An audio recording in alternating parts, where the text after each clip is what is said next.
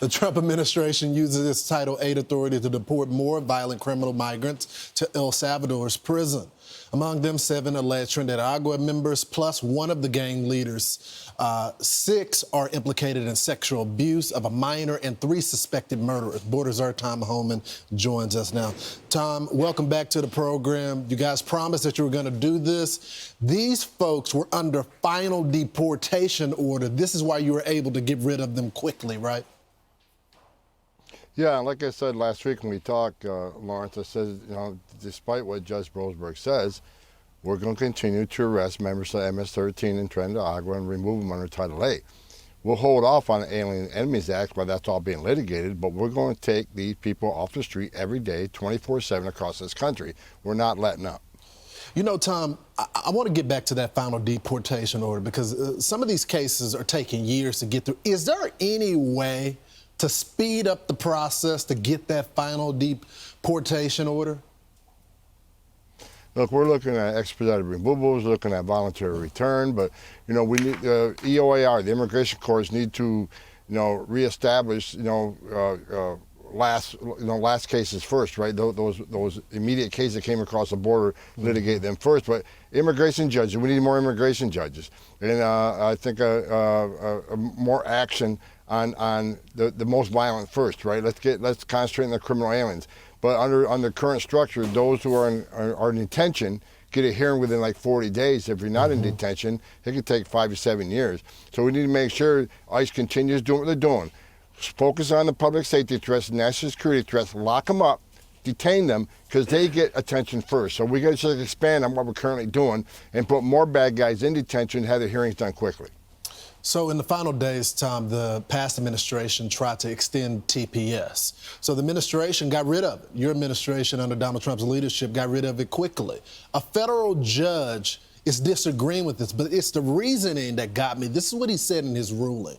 There's no evidence that Venezuelan TPS holders are members of the TDA gang, have connections to the gang, and or commit crimes. Generalization of criminality to the Venezuelan TPS population as a whole is baseless and smacks of racism, predicated on generalized false stereotypes. The administration didn't bring stereotypes to the court. That's not the reason for getting rid of TPS. So what is this judge talking about? Look, it's another activist judge who's making a stupid ruling. It just doesn't make sense. I've been around since 1984, Lawrence, and a TPS, temporary protected status, is never temporary. And President Trump is going to do his job by the rule of law. The law says temporary status. Once the conditions in that country they're from, once the conditions change, then people should be removed from the United States. It's only a temporary status. For instance, if there's a hurricane and it devastates a part of a country, we'll give them TPS until that country gets back on their feet. But TPS isn't meant to be decades long. So President Trump, who's promised the American people, we're going to enforce the laws enacted by Congress and signed by the president. We're going to use the laws of this country to secure the border and enforce our immigration law. That's exactly what we're doing. TPS needs to be temporary in nature. We need to follow the rule of law and not some advice from an activist judge who makes a foolish ruling, not based on law, but based on opinion. If you look at that decision, it's based on opinion, not the rule of law, and that's what we need to get back to. So look, we'll litigate it, and we'll appeal it, and we'll win. Yeah. Meanwhile, Tom, the Rochester Police Department is under a lot of scrutiny because they got an officer assist call from ICE, and they showed up for the call. This is what their union is saying, Tom. Let's watch it. Our policy is also to back up other officers who need help. We report on this all the time about an officer killed during a traffic stop. It is one of the most dangerous times for an officer to have. You have a vehicle that the occupants are refusing to get out. It was a van. Turns out there was 8 people in that van, and our officers did an excellent job of de-escalating that situation.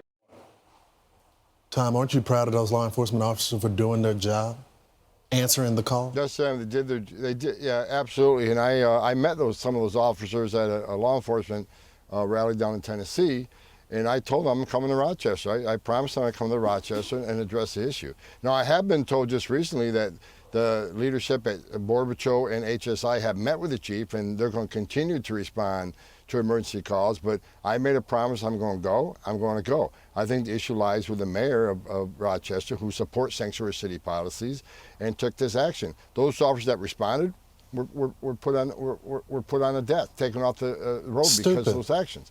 I think what I've heard is the chief of police has had a conversation with both Border Patrol and HSI, but I made a promise to those law enforcement officers I go to Rochester, and that's exactly what I'm going to do. I keep my promises. Yeah, Tom. I mean, we're dealing with lunatics right now.